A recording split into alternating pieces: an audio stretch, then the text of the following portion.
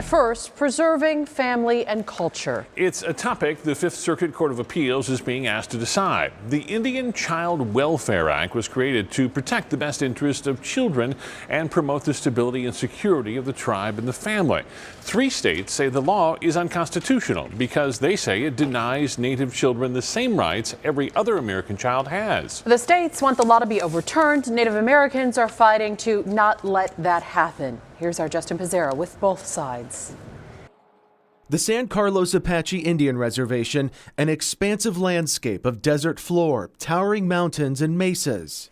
As Apaches, they tell you that, when a child's umbilical cord falls off, it's buried here, so you'll always come home. San Carlos is Cherie Harris's home. She was adopted, her father from the reservation, her mom a Yavapai. My grandparents instilled in me that this is home, and whether or not you go off and you get an education, whatever you choose to do professionally, that you come back and you help your people.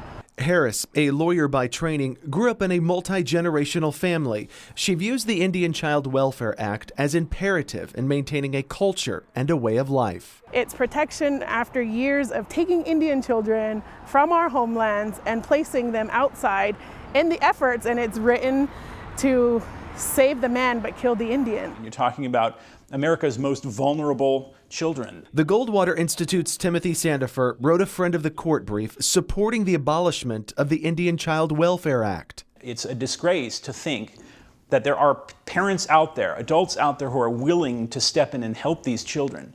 And federal law says no because their skin is the wrong color. Sandifer points to the 2018 case of Danielle King, arrested for killing her year-old son. Arizona's Department of Child Services investigated King for abuse 6 times, but she fell under the Indian Child Welfare Act, which has a higher burden of proof before intervening. It's unconstitutional and it should be abolished. What children who are in need, what they're in need of, is protection of their best interests as individuals, not as members of some racial category or other. The Department of Child Services says approximately 950 Native children are in Arizona's foster care system. DCS says it does not find the law burdensome and works closely with the tribes to have a child placed with family or members of other tribes. The goal, DCS says, is to reunite the child with their parent.